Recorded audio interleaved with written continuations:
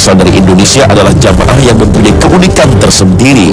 Dari mulai berangkat ke tanah suci Mekah, pelaksanaan ibadah haji, dan sampai pulang lagi ke tanah air. Mayoritas jamaah haji kita pada umumnya ketika akan berangkat melaksanakan ibadah haji, calon haji selalu mengadakan syukuran dengan mengadakan pengajian atau tausiah, dengan mengundang keluarga dan para tetangga sebagai bentuk syukur kepada Allah bahwa ia bisa dipanggil untuk berangkat menunaikan rukun Islam yang kelima. Sampai pada waktu keberangkatan pun dari dulu sampai sekarang tradisi ini tidak berubah. Ketika calon haji berangkat dari kampung halaman, banyak saudara-saudara bahkan para tetangga ikut mengantarkan dengan memakai bis sewaan menuju pemondokan haji. Walaupun biaya yang dikeluarkan tidak sedikit, asalkan ada kepuasan tersendiri karena banyak yang mengantar.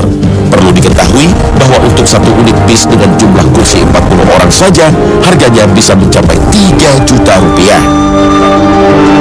Salah satu yang menarik dari para jamaah haji Indonesia ketika telah selesai melaksanakan rangkaian ibadah haji adalah dengan melaksanakan program belanja yang sudah menjadi keharusan bagi para jamaah.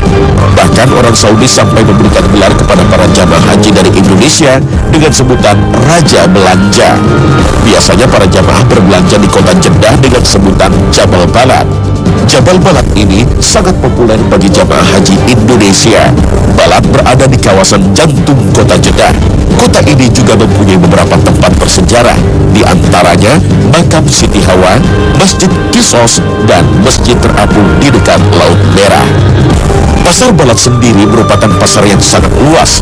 Karakteristiknya seperti Tanah Abang di Jakarta. Barang-barang keperluan apa saja ada. Adapun barang-barang yang dibeli oleh para jamaah yang berasal dari Indonesia berupa souvenir.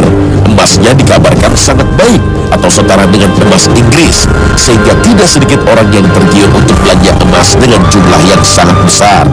Hal unik lainnya dari jamaah haji Indonesia adalah ternyata ada juga yang berangkat ke tanah suci dengan mempunyai dua niat sekaligus. Pertama untuk melaksanakan ibadah haji, dan yang kedua ada juga di antara mereka yang sambil berjualan. Adapun hal menarik lainnya adalah adanya gelar haji dan sertifikat haji. Perlu diingat di antara sejumlah negara yang mayoritas penduduknya Islam, dari mulai Jazirah Arab seperti Qatar, Uni Emirat Arab, Kuwait, Syria, Irak, Iran, dan lain sebagainya, bahkan Saudi Arabia sendiri tidak memakai gelar itu. Gelar ini hanya ada di Indonesia. Sebagaimana kita ketahui, di antara para sahabat Nabi tidak ada satupun yang memakai gelar haji, walaupun mereka berkali-kali melaksanakan ibadah haji. Berbagai keunikan di atas boleh saja dilakukan, sebatas tidak mengganggu aktivitas ibadah haji yang lebih utama. Wallahu a'lam. Ibadah haji dan umroh adalah salah satu rukun Islam dan salah satu ibadah yang memerlukan perbekalan yang tidak sedikit, dari mulai kesehatan sampai perbekalan harta yang cukup. Namun sangat disayangkan memang, karena masih banyak para jamaah haji yang belum menguasai betul tentang tata cara atau manasik dalam pelaksanaan ibadah haji, sehingga tidak sedikit para jamaah yang sudah mengorbankan hartanya supaya bisa melaksanakan ibadah haji berakhir sia-sia. Sebagaimana sabda Rasulullah SAW, barang siapa yang melakukan perbuatan yang tidak ada pada urusan kami, mengadakan hal-hal yang baru, maka ia tertolak. Hadis Bukhari Muslim. Adapun kesalahpahaman yang sering dilakukan oleh para jamaah haji dan umrah, salah satu penyebabnya adalah tidak menguasainya manasik haji secara benar, atau mendengar fatwa tentang haji yang tidak sesuai dengan tuntunan Al-Quran dan As-Sunnah yang ada. Berikut ini beberapa kesalahan yang sering terjadi di kalangan jamaah dalam pelaksanaan ibadah haji. Pertama, melewati miqat tanpa berihram seperti kebanyakan jamaah haji Indonesia yang kemudian baru berihram setelah sampai di airport Jeddah.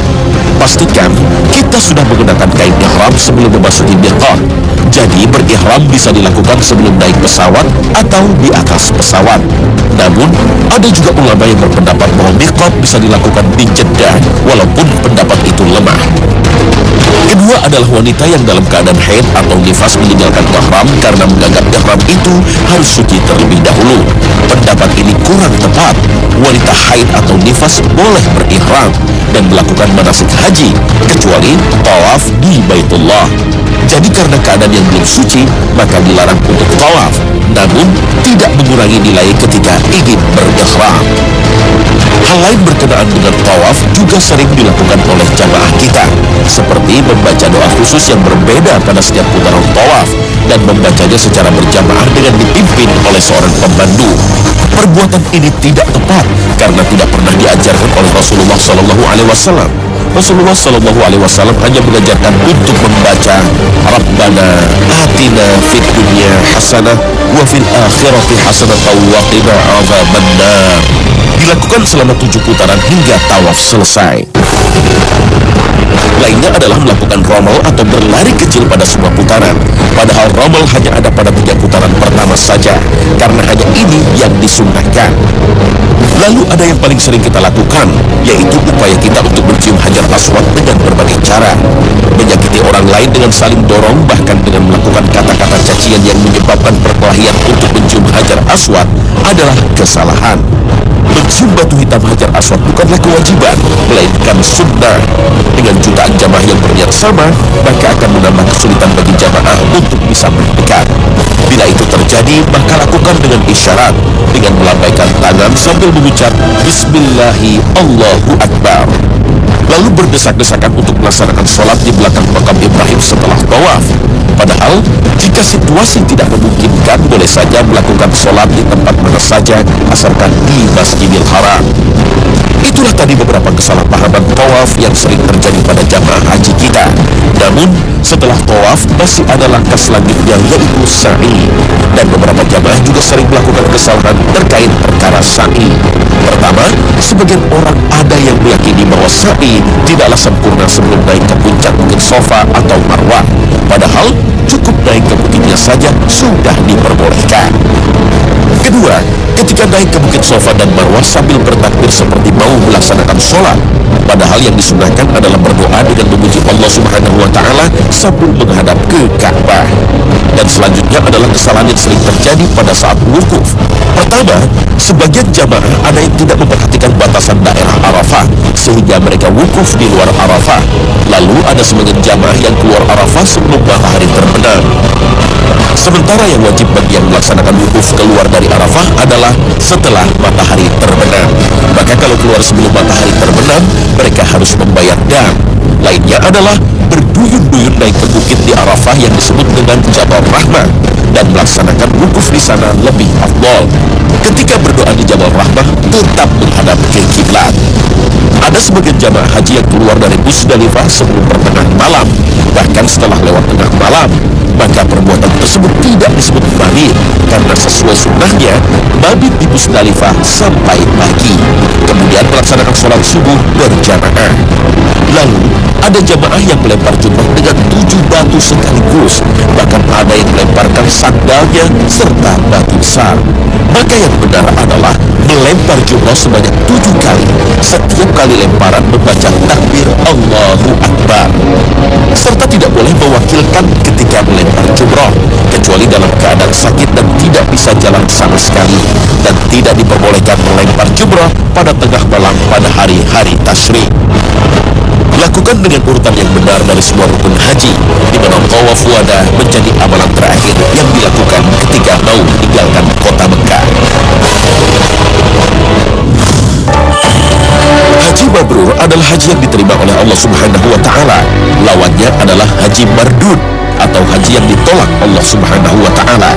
Haji mabrur adalah haji yang dilaksanakan secara sempurna dengan memenuhi semua syarat wajib dan rukunnya selama dalam pelaksanaan ibadah haji. Tidak berbicara rafats atau omongan kotor, fusuk atau kedurhakaan, dan tidak juga berbuat jidal, berdebat atau bertengkar sebagaimana firman Allah Subhanahu wa Ta'ala. Musim haji adalah beberapa bulan yang dimaklumi. Barang siapa yang menetapkan niatnya dalam bulan itu akan mengerjakan haji, maka tidak boleh rafats, berbuat fasik dan berbantah-bantahan di dalam masa mengerjakan haji. Dan apa yang kamu kerjakan berupa kebaikan, niscaya Allah mengetahuinya. Berbekallah, dan sesungguhnya sebaik-baik bekal adalah takwa, dan bertakwalah kepadaku, hai orang-orang yang berakal. Al-Quran, Surah Al-Baqarah ayat 197. Para ulama bersepakat tentang ciri-ciri seseorang yang mendapatkan gelar haji mabrur. Pertama, Ibadah haji dilakukan dengan niat yang ikhlas karena Allah Subhanahu wa Ta'ala, bukan karena gengsi semata dikarenakan seseorang adalah orang kaya. Serta yang paling utama adalah pelaksanaan ibadah haji mesti sesuai dengan apa yang telah dicontohkan oleh Rasulullah Shallallahu Alaihi Wasallam. Kedua, biaya untuk melaksanakan ibadah haji berasal dari harta yang halal dan tidak tercampur sedikit pun dengan harta-harta haram. Ketiga, berlaku sabar, bersyukur, dan tabah selama ibadah haji ketika menghadapi berbagai macam kesusahan dan ujian selama pelaksanaan ibadah haji dan tidak berbuat sombong. Keempat, berperilaku baik selama ibadah haji sebagaimana sabda Rasulullah Shallallahu Alaihi Wasallam. Rasulullah Shallallahu Alaihi Wasallam pernah ditanya tentang tanda haji mabrur. Rasulullah Shallallahu Alaihi Wasallam bersabda, memberi makanan dan berkata baik. Hadis riwayat Ahmad, Tabrani, Ibnu Khuzaimah, Al-Baihaqi, dan Al-Hakim. Dalam riwayat Ahmad dan Al-Baihaqi disebutkan memberi makan dan menyebarkan salam. Kelima, memelihara semua pahala yang telah ia usahakan selama haji. Ia akan memulai hidup baru setelah haji dan senantiasa beramal baik serta menambah ketakwaan kepada Allah Subhanahu wa Ta'ala. Perlu diketahui bahwa seseorang yang mendapatkan predikat haji mabrur tidak ada balasan kecuali surga Allah Subhanahu wa Ta'ala, sebagaimana sabda Rasulullah Shallallahu Alaihi Wasallam. Dan haji mabrur tidak ada balasan yang pantas baginya selain surga. Hadis riwayat Bukhari nomor 1773 dan Muslim nomor 1349.